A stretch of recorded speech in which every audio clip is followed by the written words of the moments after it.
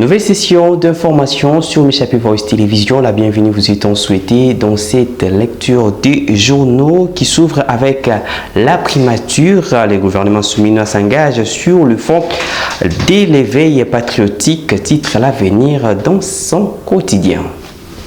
Le gouvernement central s'engage sur le fond de l'éveil patriotique par l'appropriation de l'histoire de la guerre dans l'est du pays par la jeunesse congolaise. À ce sujet, la première ministre Judith Suminwa a, au cours d'une séance de travail avec quelques membres de son gouvernement, donné des orientations pour que l'histoire de la jeunesse de l'insécurité dans l'est soit appliquée aux jeunes de toutes les couches sociales.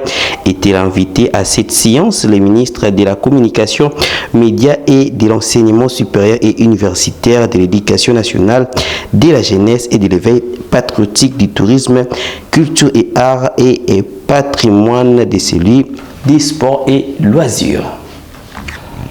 Réouverture des ponts lacustres à l'est du pays mentionne les quotidiens dans sa rubrique.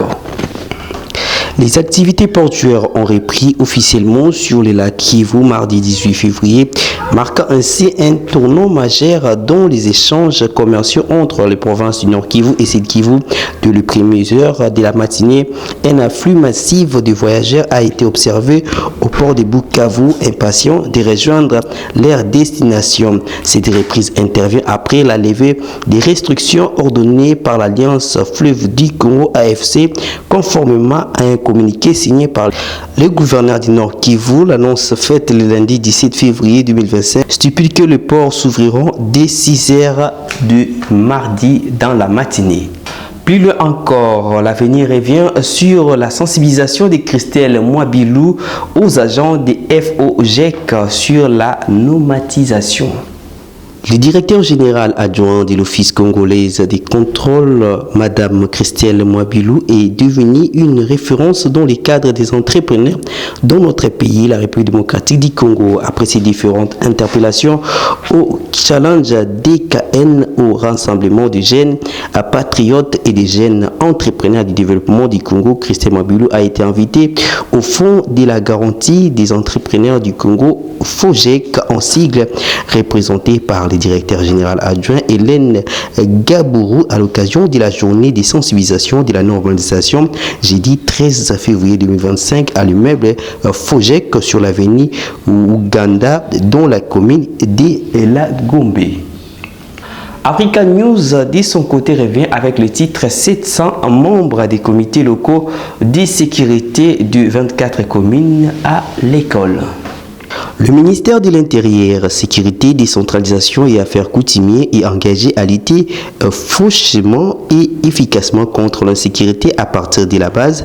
Il a lancé mardi 18 février 2025 un atelier de partage d'informations et d'expériences en gouvernance sécuritaire, à savoir la sécurité des proximités des entités locales pendant 4 jours, soit du mardi 18 au vendredi 21 février, dans la salle Virunga et celle de l'Institut public de la santé INPP. 700 membres des comités locaux de sécurité de 24 communes de la ville province de Kinshasa au total, y compris les chefs des quartiers, participent à ces décisions de formation pour appuyer l'autorité professionnelle et locale dans la gestion de l'ordre public à travers cette information.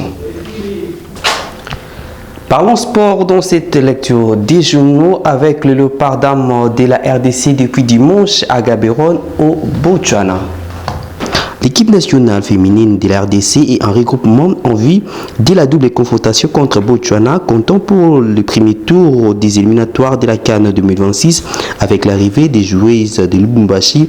11 léopards sont dorénavant présents à Gaborone. Plus tôt dans la journée, le lundi, un premier groupe en provenance de Kinshasa comprenne 4 joueuses et du membre du staff technique a été signalé dans la capitale botswanaise. En fin d'après-midi, elles ont été rejointes par un autre contingent venant d'Arabie Saoudite, également composé de 4 joueuses. Les renforts du contingent européenne plutôt, avec des joueuses évoluant en France et en Turquie. Il a été entendu pour la journée du mardi dans l'après-midi. Emeraude Mwamba, initialement prévu avec les groupes de Lubumbashi, rejoindra l'équipe séparément.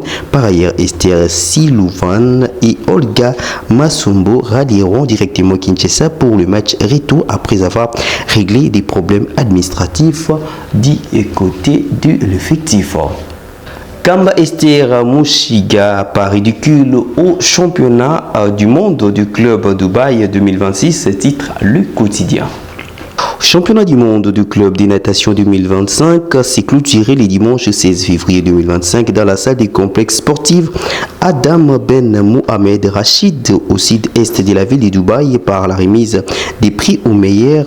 La République démocratique du Congo qui a aligné 10 athlètes, les dauphins noirs internationaux à cette prestigieuse compétition tenue du 14 au 16 février 2025 n'a pas été ridicule, bien au contraire. Des athlètes Mugisha Jacob garçons et Kamba Esther filles ont donné le meilleur d'eux-mêmes en améliorant leur performance individuelle. Les deux ont établi de nouveaux records nationaux avant ces championnats du monde de Dubaï. Mushiga Jacob avait comme performance individuelle 27 chronos et 5 tierces à nage libre 50 mètres et 2,29 tierces et 30 secondes au papillon de 50 mètres à Dubaï. Le vendredi 14 février 2025, à l'épreuve des 50 mètres papillon, Mushiga Jacob n'a pas réussi à se qualifier pour le second tour, mais a amélioré son chrono et a établi un nouveau record personnel. Bouclons cette lecture des journaux avec la page noire, la dépouille mortelle de Dingwe Motonangenge attendue à Kinshasa pour le 24 février prochain.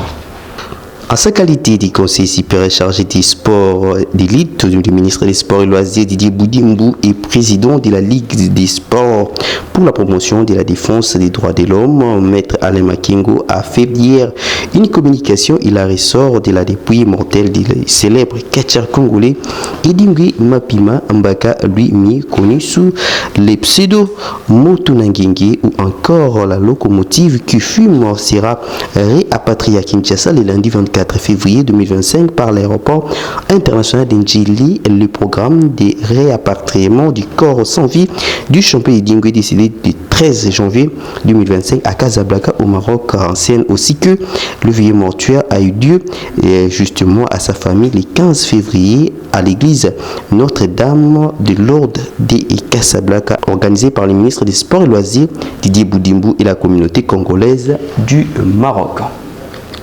Fin de cette lecture des journaux et bonne suite des programmes sur Michapi Voice Télévision.